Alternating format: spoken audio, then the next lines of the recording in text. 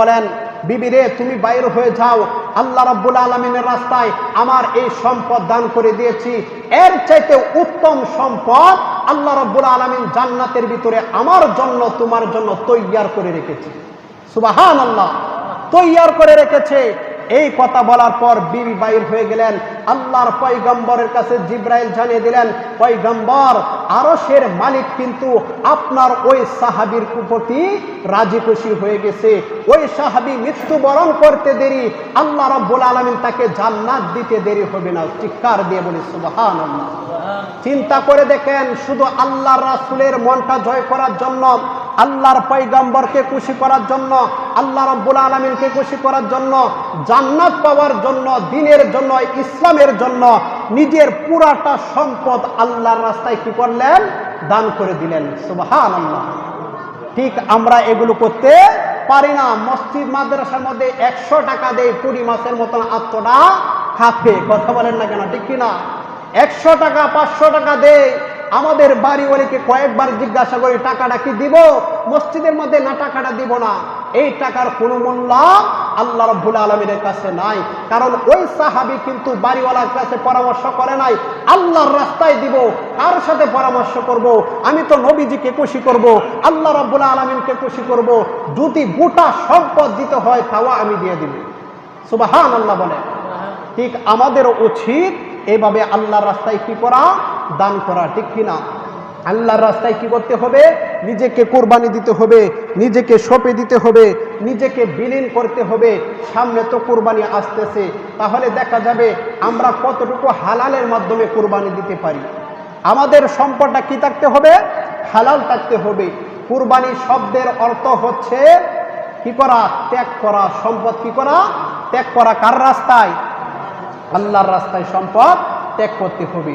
কুরবানি শব্দের অর্থই হচ্ছে ত্যাগ করা। এখন কুরবানি কারা?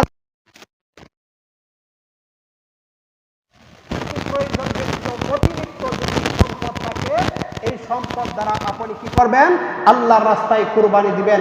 কুরবানির সর্বোচ্চ 7 জনে মিলে দেওয়া যায়। এই 7 জনের মাধ্যমে যদি একজনের কুরবানিটা যদি নষ্ট থাকে, যদি টাকাটা হারাম থাকে, কারো কুরবানি হবে না। কারো কুরবানি কি হবে না? হবে না। কুরবানির মাসলা খুবই সূক্ষ্ম মাসলা।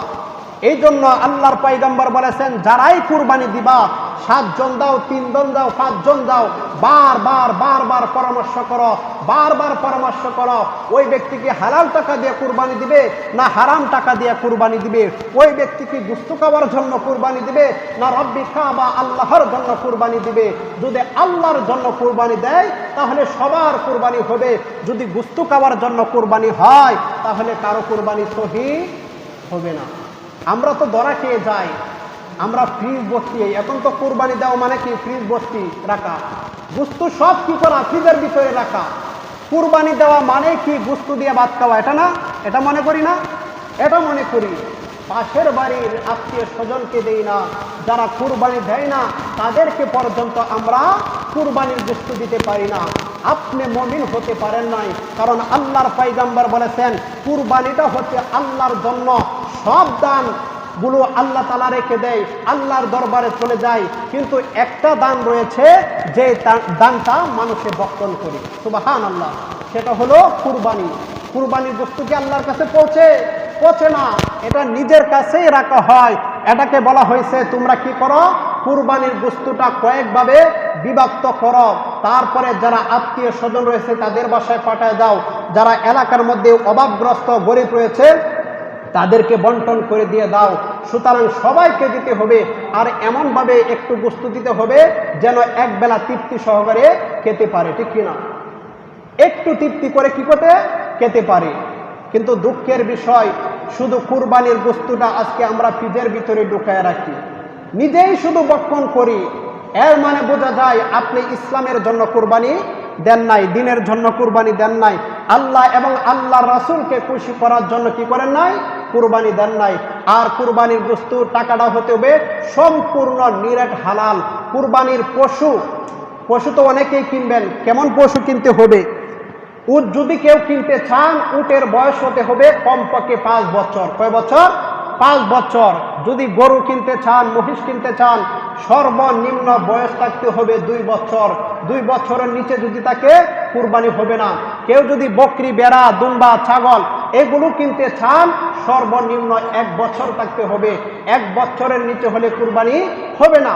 হ্যাঁ, হাদিস শরীফের মধ্যে আছে জুম্বা এবং খাসি যদি মানে রুষ্টপিষ্ট হয়, খুব তাজা হয়, দেখতে 6 মাস বয়স, দেখতে বোঝা যায় 1 বছর হয়ে গেছে, তাহলে এর দ্বারা কুরবানি হবে।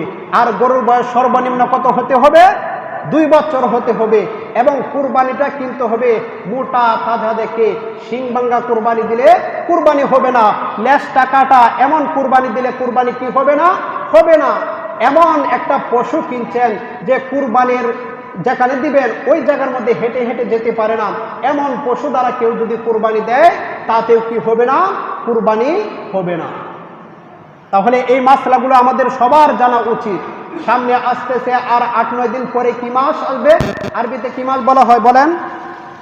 জিলহজ। কি মাস? জিলহজ। এই জিলহজ মাসে আল্লাহর পয়গম্বর বলেন এত ফজিলত, এত ফজিলত, আল্লাহ রাব্বুল আলামিনের কাছে এত প্রিয় এই 10টা দিন। 10টা দিনে কেউ যদি একবার রোজা রাখে, একটা দিন রোজা রাখে, 1 বছর রোজা রাখলে যে সওয়াব, এই সওয়াব তার আমল নামায় লিপিবদ্ধ করে দেওয়া হবে। সুবহানাল্লাহ, সুবহানাল্লাহ। তাহলে সামনে আসতেছে 10টা দিন আমল করার মাস, গুরুত্বপূর্ণ দিন। মুফাসসিরিনে কেরামগণ বলেছেন এই দিনটা লাইলাতুল কদরের মতন যেমন সওয়াব হয়, ঠিক তেমন সওয়াব এই 10টা দিন। সুবহানাল্লাহ বলেন। এর আগে আমাদের করণীয় কিছু আছে। যারা কুরবানি দিবেন তাদের কাজ হচ্ছে হাত পায়ের নখ যেন না কাটা।